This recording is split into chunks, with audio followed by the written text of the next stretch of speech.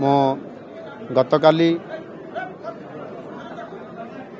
आम भुवनेश्वर एयरपोर्ट रे सरकारी स्तर में श्रद्धांजलि दिगला पार्टी ऑफिस रे एवं परवर्ती पर्यायर बासभवन में कार्यक्रम रे उपस्थित थी। डॉक्टर प्रधान निश्चित भाव में ओडिशा पाई एवं देश पाई जो स्तर रे राजनीति रे जड़े स्पष्टवादितार सहित एवं जड़े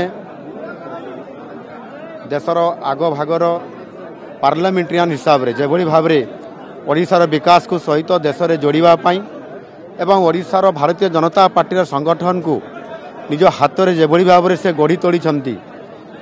एवं आज परिणाम स्वरूप आज भारतीय जनता पार्टी सरकार मध्य ओडिशा रे आज प्रतिष्ठित होईछि एवं सौभाग्य परम जे आज मते मध्य मु दायित्व आज मते ओडिशा रे मिलिछि। निश्चित भाव में तांकर संगठन एवं तांकर जो मिशन थिला ओडिशा को किभली भाव में यशस्वी करैबा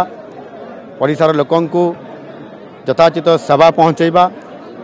ये समस्त कथा को देखा जदि ताहले तांकर समय रे अनेक केन्द्र रे नेतृत्व नेला बेले अनेक विकासमूलक काम जमिति आपंकर कनकतुरारू डुबरी देकी आपंकर चंडीखोल पर्यंत रास्ता को जातीय राजपथ रे घोषणा करिबा एवं सुंदरगढ़ जिलार आपन रजामुंडा ठारू केन्दुझर दे पानी कोइली पर्यंत ये जातीय राजपथ सहित एभली भाव में अनेक बहुत बड़ बड़ से निष्पत्ति नहीं पारुथिले तांकर निजर नेतृत्व बल रे एनु निश्चित भाव में से तांकर जस एवं जो सेवा जो विकास काम आज ओडिशा पाई एवं देश पाई भी से जहाँ देइचंती आज निश्चित भाव में ताहा आज ओडिशा विकास क्षेत्र में गोटे ओडिशा को आगो को नेबा पाई निश्चित भाव में बहुत शक्ति जोगेइछि एवं तांकर ये अमर आत्मार सद्गति कामना करुछि। आज स्वर्गद्वार रे तांकर जो अंत्येष्टिक्रिया चली यही अवसर में मुझे निश्चित भाव में श्रद्धांजलि देवा सहित महाप्रभु जगन्नाथ निकट में प्रार्थना करुछि तांकर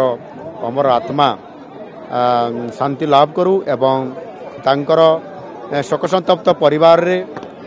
सुख आसु आनंद आसु एवं समाने आग को बढ़ंतु ये ओडिशार सेवारे एवं राष्ट्र सेवारे समते लागी पड़ंतु ये मोर होची प्रभु जगन्नाथ निकट प्रार्थना।